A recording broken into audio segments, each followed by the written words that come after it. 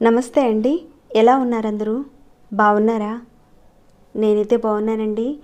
మీ అందరికీ అమ్మవారి ఆశీస్సులు ఎల్లప్పుడూ ఉండాలని కోరుకుంటూ, రేపు సోమవారం రోజు అష్టమి తిథి అనేది రాబోతుంది. ఆ రోజున మనం చెయ్యబోయే స్వర్ణ ఆకర్షణ భైరవ పూజా పరిహారం గురించి తెలుసుకుందాం. ఇంతకీ పూజా పరిహారం దేనికి చేసుకోవాలి, ఫలితాలు ఏంటి, ఇవన్నీ కూడా ప్రతి ఒక్క విషయం తెలుసుకుందాం. అంతకన్నా ముందు చూసేవారికి ఒక చిన్న రిక్వెస్ట్ అండి, అందరికీ ఉపయోగపడేలా మరిన్ని మంచి మంచి వీడియోస్ని మీ ముందుకు తీసుకొచ్చేలా ఒక చిన్న లైక్ ఇచ్చి ప్రోత్సహిస్తారని భావిస్తున్నాను. కొత్తగా ఎవరైనా చూస్తుంటే కనుక మన ఛానల్లో అనేక రకాలైన సమస్యలకు తగ్గ పూజలు పరిహారాలు ఉన్నాయి.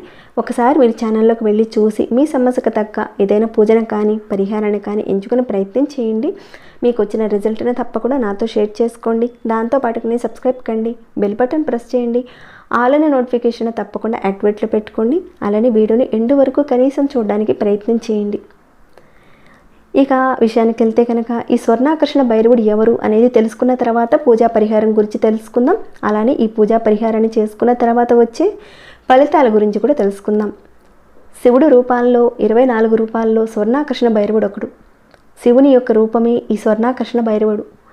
మన పురాణాల ప్రకారం రౌద్ర స్వరూపుడు, అసితంగ భైరవుడు, రురుప భైరవుడు, చండ భైరవుడు, క్రోధ భైరవుడు, ఉన్మత్త భైరవుడు, కపాల భైరవుడు, భీష్మ భైరవుడు, శంబర భైరవుడు అని 8 రకాలుగా ఉన్నారు. వీరు కాక మహాభైరవుడు, స్వర్ణాకర్షణ భైరవుడు అనే మరో ఇద్దరు కనపడతారు. స్వర్ణాకర్షణ భైరవుడు చూడటానికి ఎర్రగా ఉంటాడు, బంగారపు రంగు దుస్తులు ధరిస్తాడు, తలపై చంద్రుడు ఉంటారు, 4 చేతులు ఉంటాయి, ఒక చేతిలో బంగారపు పాత్ర ఉంటుంది. స్వర్ణాకర్షణ భైరవుడు ఆహ్లాదకరమైన రూపాన్ని కలిగి ఉంటాడు. ఈయనకి ఒక ప్రత్యేకమైన స్థానం ఉంది. కుబేరుడు అంతటి వాడికి ధనధాన్యాలతో తొలతూగుతారని వరమిచ్చిన అద్భుతమైన భగవంతుడు ఈ స్వర్ణాకర్షణ భైరవుడు. భైరవుడు అంటే నీ కాలానికి అధిపతి. కాలాన్ని సైతం మార్చగలిగే శక్తి ఈ కాలభైరవుడికి ఉంది. స్వర్ణాకర్షణ భైరవుడు ఎలా ఉంటాడు ఏంటనేది తెలుసుకున్నాం కదండి.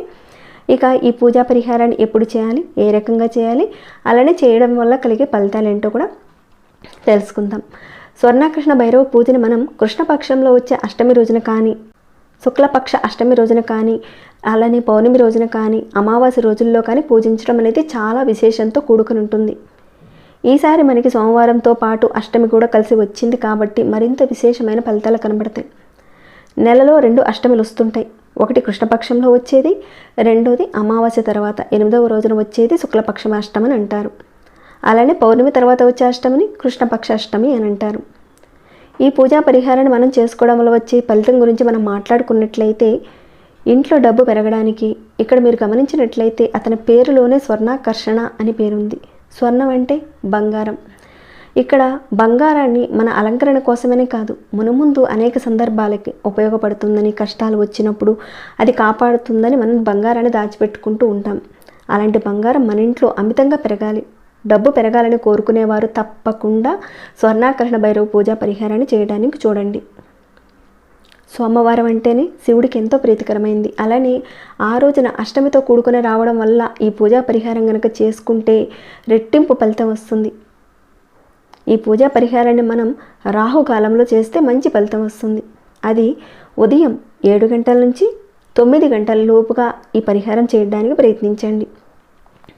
ముందుగా మీరేం చేస్తారంటే ఒక చిన్న ప్లేట్ తీసుకోండి, దాంతో పాటుకుని ఒక చిన్న గిన్నె కూడా తీసుకోండి. అది ఇత్తడిది అవ్వచ్చు, రాగిది అవ్వచ్చు, వెండిది అవ్వచ్చు, ఏదైనా తీసుకోండి. కానీ మీరు స్టీల్, ప్లాస్టిక్ది మాత్రం కాకుండా తీసుకోండి. ఈ రకంగా తీసుకున్న దాన్ని వాటికి చక్కగా పసుపు కుంకాలతో బొట్లు పెట్టుకోండి. శివుడికి ఇష్టమైన రోజు సోమవారం. ఆ రోజున మనం కాలభైరవుడిని కనుక మనం పూజించుకుంటే మరింత విశేషమైన ఫలితాలు వస్తాయి. ఈ పరిహారం చేయడం వల్ల ఎవరికైనా స్వర్ణ దోషం ఉన్నా, అంటే మీరు ఎన్ని ప్రయత్నాలు చేసినా దాచుకోలేక కూడబెట్టుకోలేని పరిస్థితి అనేది ఉంటుంది. ఏదైతే మీరు బంగారాన్ని కూడబెట్టుకోవాలనుకుంటున్నారో, కొనుక్కుందామనుకుంటున్నారో, ఆ కొనుక్కోవడానికి కూడబెట్టుకోవడానికి అవకాశం కలిగిస్తుంది ఈ పరిహారం. ఇంట్లో బంగారం పెరగడానికి ఏమైనా ఆటంకాలు ఉంటే కనుక అవన్నీ తొలగిపోతాయి. నెమ్మదిగా బంగారాన్ని కూడబెట్టుకునే స్థాయికి వస్తారు. వచ్చేలా ఆ స్వర్ణాకర్షణ భైరవుడు మీకు కలగజేస్తాడు. ముందుగా మీరు మీ పూజ గదిలోనే ఇందాక చెప్పుకున్నట్లుగా రాహుకాలంలో చక్కగా మీరు ఏం చేస్తారంటే మీ పూజ గదిలోనే స్వర్ణాకర్షణ భైరవుడి యొక్క చిత్రపటం పెట్టుకోండి. పెట్టుకొని పసుపు కుంకుమ బొట్లు పెట్టి చక్కగా పూలతో అలంకరించండి. ముఖ్యంగా ఎర్రగన్నేరు పూలతో అలంకరించండి. లేని వారు ఏవైనా ఎరుపు పువ్వులతో కానీ లేదా సువాసన కలిగిన పూలతో కానీ చక్కగా అలంకరించండి. స్వర్ణాకర్షణ భైరవుడు ఫోటో ఉన్నట్లయితే ఈ రకంగా చేయండి. లేనివారు ఒక ప్లేట్కి చక్కగా పసుపు కుంకాలు పెట్టుకొని ఆ ప్లేట్లో మట్టి ప్రమిద అనేది పెట్టుకొని ఎరుపు ఒత్తులతో ఒక 2 ఒత్తులు కానీ 3 ఒత్తులు కానీ వేసుకుని నువ్వుల నూనెతో దీపారాధన చేసుకోండి. దీపంలోనే ఆయన ఉన్నాడని మీరు ఒక భావన చేసుకో. అప్పుడు ఈ పరిహారం పూజ చేసుకోవాలి. పటం ఉంటే గనక ఇందాక చెప్పుకున్నట్లుగా ఆ రకంగా చేయండి. లేనివారు ఈ దీపంలోనే ఆయన ఉన్నాడని ఒక భావన చేసుకొని పూలతో చక్కగా అలంకరించండి. ఇక ఆ ప్లేట్కి పసుపు కుంకాలు పెట్టారు కదా, దాని మీద ఒక చిన్న గిన్నె పెట్టి ఆ గిన్నెలో ఒక బిల్వపత్రం పెట్టండి. బిల్వపత్రం అనేది శివుడికి ఎంతో ప్రీతికరమైంది. అలానే లక్ష్మీదేవికి, విష్ణుమూర్తి స్వామివారికి కూడా ఎంతో ప్రీతికరమైంది. ఈ బిల్వపత్రం ధనాన్ని ఆకర్షించే శక్తి అనేది ఉంటుంది కాబట్టి తప్పకుండా బిల్వపత్రం అనేది ఒకటి పెట్టండి. ఆ తర్వాత ఒక చిన్న ముక్క పచ్చ కర్పూరం అనేది పెట్టండి. ఈ పచ్చ కర్పూరం కూడా ధనాన్ని ఆకర్షించే శక్తి అనేది ఉంటుంది కాబట్టి ఒక చిన్న ముక్క పెట్టండి. ఆ తర్వాత దీంట్లో ఒక 3 యాలకులు పెట్టండి.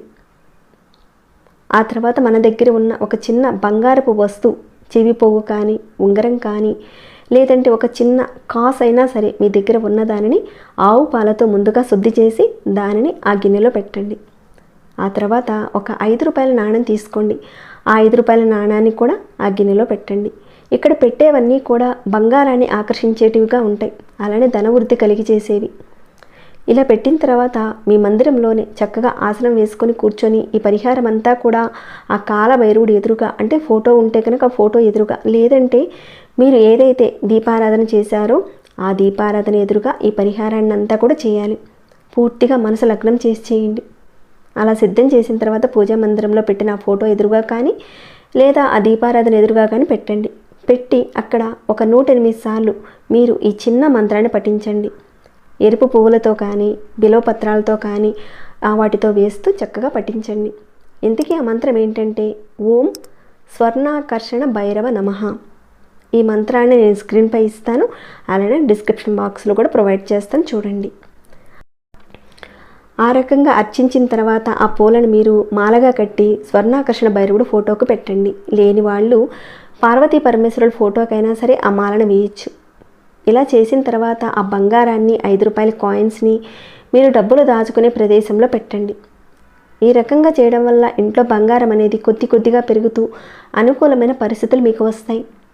ఫోటో ఉన్నవారు చక్కగా ఎరుపు పూలతో కానీ సుగంధ పూలతో కానీ చక్కగా అలంకరించి పూజ చేసుకోండి. లేనివారు ఏదైతే మీరు దీపారాధన చేశారో ఆ దీపం దగ్గరే మీరు స్వర్ణాకర్షణ భైరవుడు ఉన్నాడని తలుచుకుంటూ చక్కగా చేసుకోండి. తర్వాత నైవేద్యంగా మీరు కట్టె పొంగలి, చక్కెర పొంగలి కానీ మీకు ఏది వీలైతే దాన్ని పెట్టడానికి ప్రయత్నం చేయండి. ముఖ్యంగా మీరు ఈ పరిహారం చేసుకోవడం వల్ల బంగారం పెరగడానికి అవకాశం ఉంటుంది, మీకు అభివృద్ధి బాగుంటుంది. ఉద్యోగం లభించాలన్నా, ఉద్యోగంలో స్థిరపడాలన్నా తప్పకుండా చేసుకోవలసిన ఒక మంచి విధానం. ఈరోజు మనం పాటించవలసిన నియమాల్లో కనుక చూసుకున్నట్లయితే మద్యం, మాంసాహారం ఇలాంటివి తీసుకోకూడదు. అలానే బ్రహ్మచర్యాన్ని తప్పకుండా పాటించాలి. రేపు సోమవారం చాలా బాగుంది, తప్పకుండా చేసుకోండి. కుదిరితే కనుక మీరు ఈ సోమవారం రోజున మిరియాల దీపాన్ని గుడిలో వెలిగించడానికి చూడండి.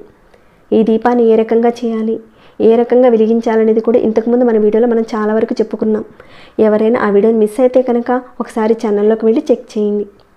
ఇక్కడ చెప్పుకోవాల్సిన ఒక విషయం, గుడికి వెళ్ళి మిరియాల దీపారాధన చేసుకుని మీరు తిరిగి వచ్చేటప్పుడు కుక్కలకి ఆహారం అనేది పెట్టండి. ఎందుకంటే కాలభైరవుడి యొక్క వాహనం శునకం కాబట్టి ఆహారాన్ని ఎంతో కొంత ఆ శునకానికి పెడతారో, ఎవరైతే పెడతారో అది ఎప్పుడైతే అది సంతృప్తి పడుతుందో తప్పకుండా మీరు అనుకున్నవి నెరవేరుతాయి. ఆ శునకం ద్వారా మనం చేసిన ఒక పుణ్యం అనేది ఆయనకి చేరుతుంది. తప్పకుండా ఆహారం పెట్టండి. కుక్కల్ని కొట్టడం కానీ అలానే తిట్టడం కానీ ఇలాంటి పనులు మాత్రం ఎట్టి పరిస్థితుల్లోనూ చేయకండి. ఆయన ఆగ్రహానికి గురవడానికి అవకాశం ఉంటుంది. కాబట్టి తప్పకుండా ఇప్పుడు చెప్పుకునే విధంగా ఈ పూజా పరిహారాన్ని అలానే శునకానికి మీరు పెట్టదలుచుకుంటే కనుక, పెట్టే వీలుంటే కనుక తప్పకుండా పెట్టండి. అలానే మిరియాల దీపారాధన కూడా చేసుకోండి. మీరందరూ ప్రయత్నిస్తారని నేను అనుకుంటున్నాను. ఇక ఈ వీడియోని ఇంతటితో ముగిస్తున్నాను. ఇంకేమైనా డౌట్స్ వస్తే కనుక అడగండి, తప్పకుండా రిప్లై ఇస్తాను. అలానే మీ మనసుకు ఎలా అనిపించిందనే మాట చెప్పండి. ఇంకా లైక్ చేయని వారు, సబ్స్క్రైబ్ కానివారు మన ఛానల్కి సబ్స్క్రైబ్ కండి, లైక్ చేయండి. మరొక భక్తి వీడియోలో మళ్ళీ మిమ్మల్ని కలుసుకుంటాను. అంతవరకు సెలవు.